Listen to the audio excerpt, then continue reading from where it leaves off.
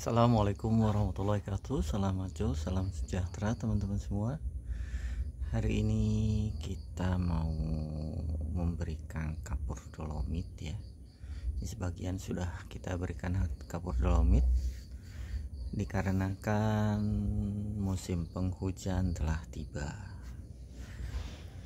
Kapur dolomit yang saya pergunakan ini pupuk yang seperti yang saya gunakan ya.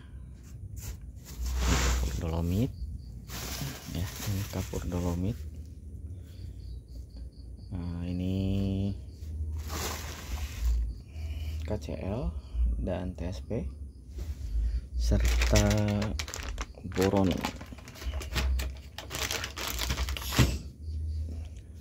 Ada MKP juga ya, ada MKP juga.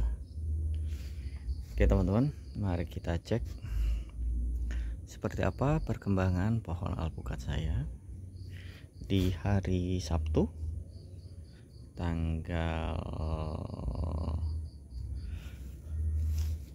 22 Agustus 2025.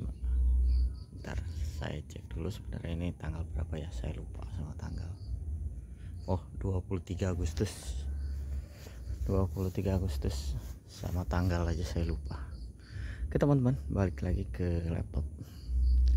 Teman-teman sekalian, mari kita cek kondisi pohon alpukat saya yang mana kita memasuki musim penghujan ya. Musim penghujan itu riskan dengan namanya jamur. Nah, riskan dengan namanya jamur, maka kita harus merawat dengan seksama. Merawat dengan seksama di sini, jamur itu akan berkembang di area yang lembab. Teman-teman ya, harus diingat di area yang lembab. Nah, seperti rumput-rumput ini kita cabut saja biar area di sekitarnya tidak lembab atau tidak tertutup oleh dedaunan yang mana konsentrasi kelembabannya akan jauh lebih tinggi. Maka di sini bisa dilihat teman-teman. Nah, ini sudah saya potong ya, sudah saya potong sehingga resiko untuk kelembabannya berkurang. Ditambah saya memberikan kapur dolomit. Ini fungsinya untuk menaikkan pH atau adjust pH. Adjust pH ini kita harus pastikan dulu ya dengan cara menggunakan pH meter. Nah, dengan menggunakan pH meter kita akan jauh lebih tahu seperti itu ya teman-teman. Di dalam pemberian pupuk dolomit ini harus dipastikan kondisi pH tanahnya dahulu.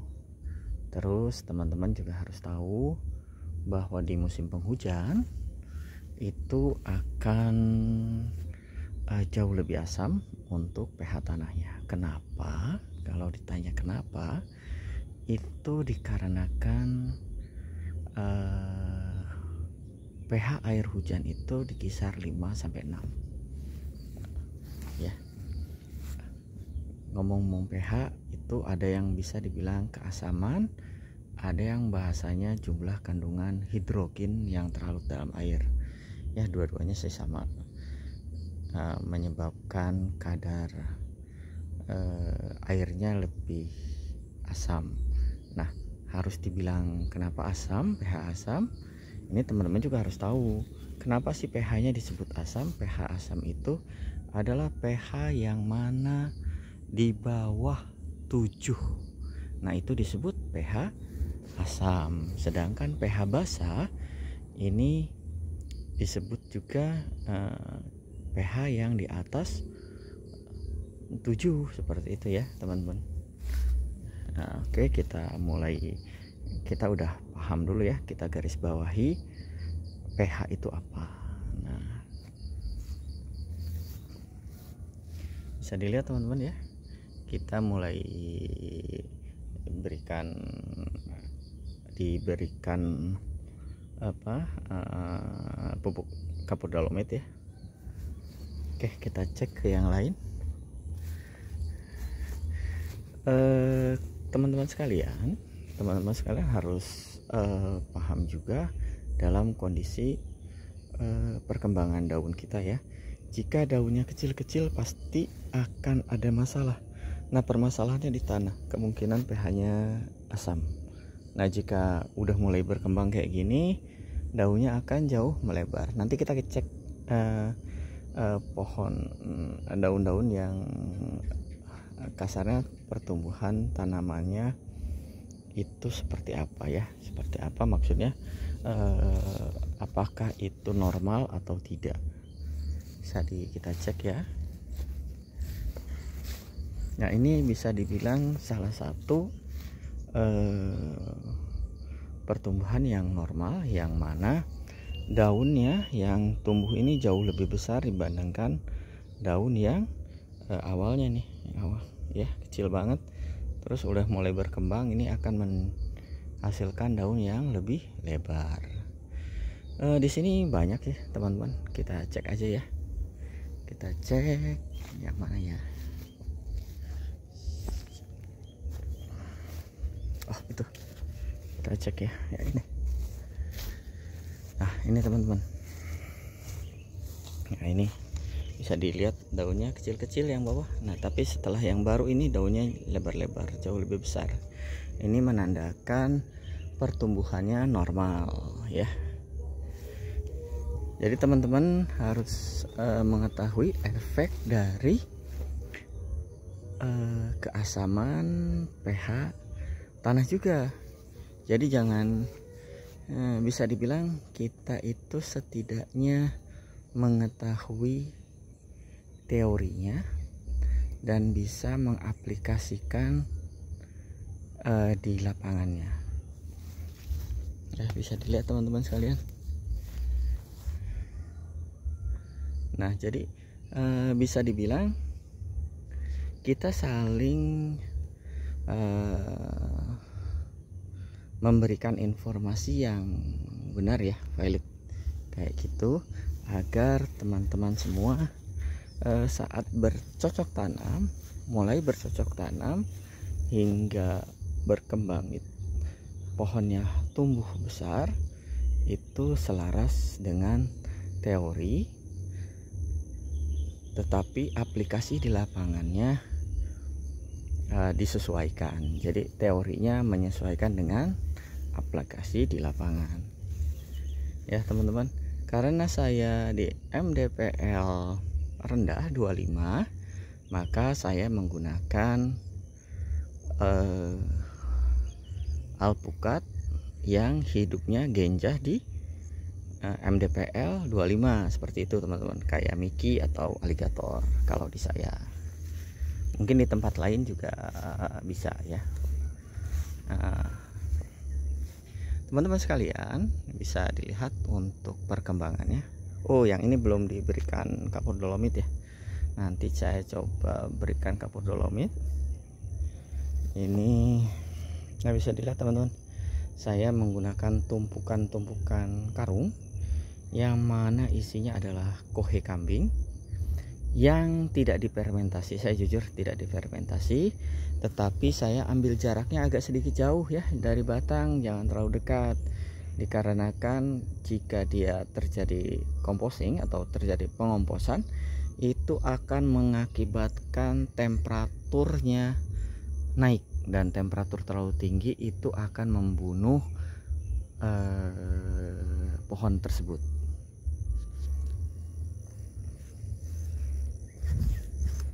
Nah, ini adalah alpukat Mickey teman-teman ya, alpukat Mickey saya ini alpukat alligator. Di sini selang-seling ya teman-teman, selang-seling, dikarenakan kalau saya nggak salah itu ada tipe A dan tipe B, yang mana untuk pembuahan bunganya itu mekarnya ada yang pagi ada yang sore. Nah, jadi saya belajar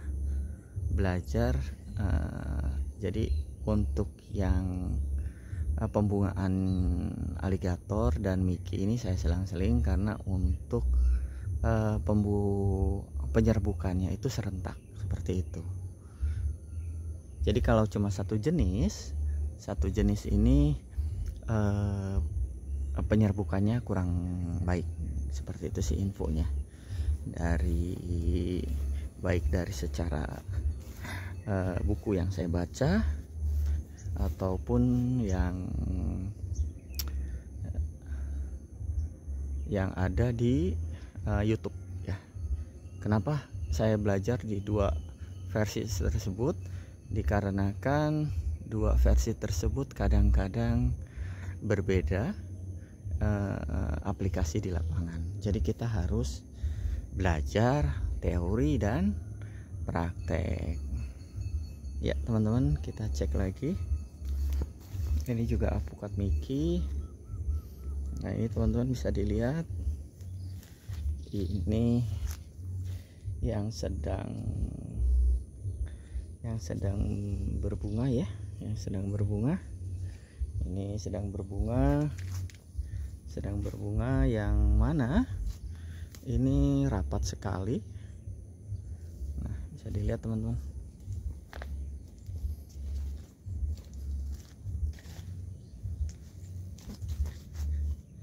Bisa dilihat ya. Nah ini ya, semoga saja pohon alpukat ini dapat menjadi buah dan buahnya lebat. Itu yang diharapkan kan teman-teman. Nah di sini ada solokan atau drainase ya, drainase ini jaraknya sekitar 2 meter. Oke teman-teman, kita cek ke yang lain.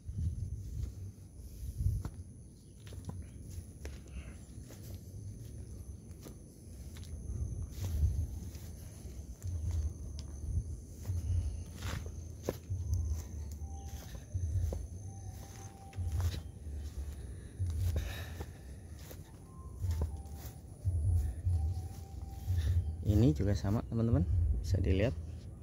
Ini pemberian kapur dolomit. Nah ini pohon aligator. Nah ini kenapa ada tambang tali rapia? Ini saya ikat nih biar enggak menjulang ke atas. Jadi saya tarik, dibuat seperti merunduk ya. Nanti takut kalau terlalu tinggi tuh kurang baik. Kurang baiknya dalam mungkin perawatan saya butuh ekstra.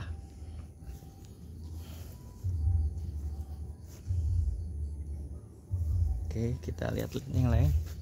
Nah kalau tuas-tuas air kayak gini nih ya teman-teman, tuas-tuas air kayak gini, ini wajib dihilangkan ya, wajib ini kan. Kasihan soalnya perkembangannya nanti yang lain nggak bagus. Aduh.